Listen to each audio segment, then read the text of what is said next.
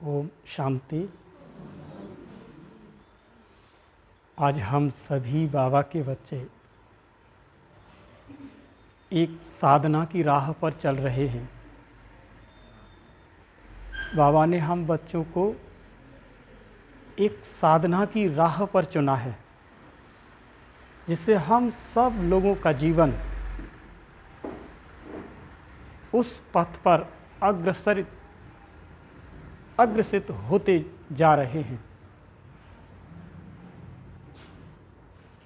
जिस राह पर हम सभी आत्माओं को अपनी आत्मा का श्रृंगार करना है। हम अपनी देह का तो श्रृंगार करते रहे, विभिन्न आभूषणों से करते रहे, और अपने देह के श्रृंगार के साथ साथ हम देह के संबंधियों से भी खूब मिलते रहे और उनसे हमारा प्रेम संबंध भी रहा और है। लेकिन आज वो जो गोवर्धन पर्वत पर लगाई गई उंगली का जो संयोग, आज ज़रूरत है भगवान को। हमारे यहाँ के मनुष्य भगवान से मांगते हैं, लेकिन जब साधना की राह में जब हम और आप चल पड़ते हैं, और जो चल पड़े हैं और जो चलने के अभिलाषी हैं और वो जानना कुछ चाहेंगे, जब वो इस कदम पर आकर के खड़े होंगे तो उनको महसूस होगा कि आज भगवान को हम सभी की क्या है, ज़रूरत है।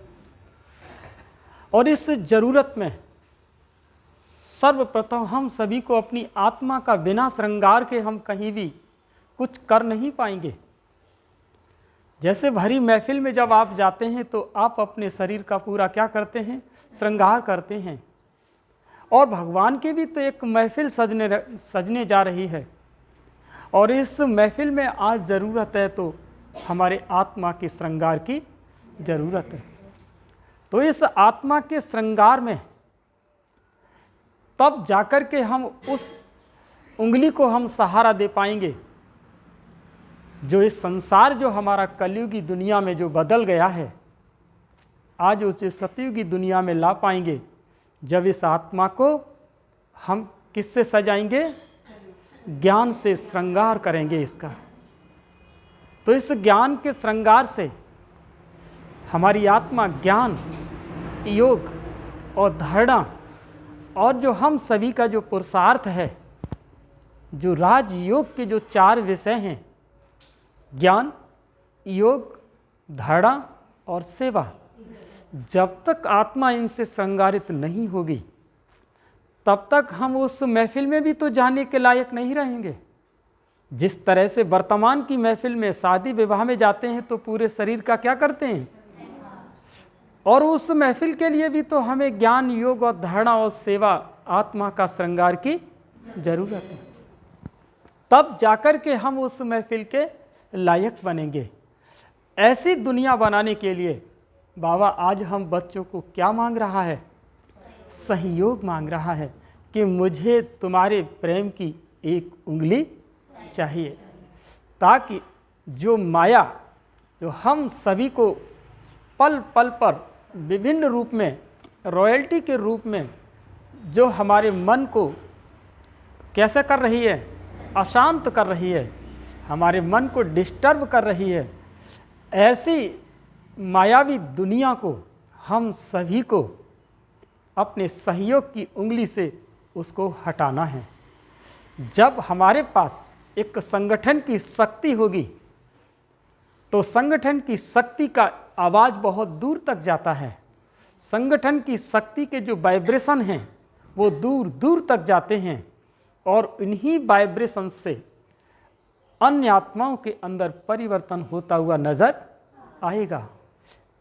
इससे पहले हम सभी को अपने आप को भरपूर करना है, तो अपने संगठन को मजबूत बनाए रखना है।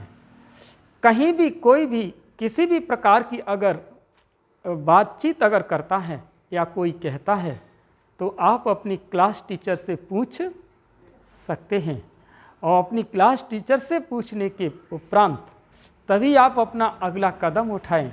अन्यथा अपनी आत्मा का श्रृंगार बिगड़ जाएगा। और आत्मा का श्रृंगार हमें प्रतिदिन करना है। जिस तरह से आप अपने शरीर को भोजन देते हो तो हमारा शरीर भी स्वस्थ रहता है, इसे आत्मा को जब तक आप ज्ञान का भोजन नहीं देंगे तब तक ये आत्मा भी स्वस्थ नहीं रह पाएगी। क्योंकि ये आत्मा आज की विभिन्न परिस्थितियों में इतनी उलझ चुकी है कि ये कभी भी लड़खड़ा सकती है। इसीलिए इसको भी प्रतिदिन हमें क्या देना है? भोजन देना है, ज्ञान योग का भोजन देना है। अन्यथा उस जटायु की तरह, जैसे रावण ने जटायु के पंख काट दिए और उसने सीता को रोक नहीं पाया, तुम्हारी भी एक आत्मा, एक सीता है। वो एक अकेली सीता नहीं थी जो श्री राम की श्री सीता माता नहीं थी, आप भी तो एक सीता हो।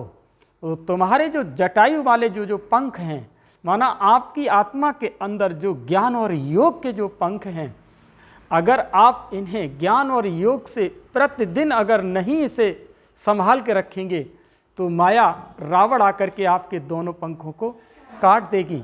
और पंख कटते ही जैसे जटायु धराशायी हो गया, ऐसे ही आप भी ज्ञान योग से धराशायी हो जाएंगे और आपके अंदर जो आत्मा है वो रावण ले जाएगा, उसे रावण चुरा ले जाएगा और फिर आप हमेशा हमेशा के लिए दुखी हो पड़ेंगे, रोते रहेंगे। कल्प कल्प की ये बाजी है, एक एक दिन तुम्हें संभल करके चलना है, क्योंकि कभी भी हमारे ऊपर माया रूपी रावण कभी भी हमारे पंख काट सकता है। इसीलिए सदा बाप की छत्र छाया में रहने से, पल पल परमात्मा की याद में रहने से, कर्म योग की धारा में बहने से हम चलते रहेंगे, हम स्वयं सेफ रहेंगे, औरों को भी सेफ करते रहेंगे और हम माया रावण से जीत जाएंगे और अपने लक्ष्य की ओर पहुंच जाएंगे। और यही हमारे जीवन की राह, हमारी आत्मा का श्रृंगार, हमारी आत्मा के पंख कोई भी हमसे दूर नहीं कर सकता। अच्छा, आज की मुरली चलती है। ओम शांति।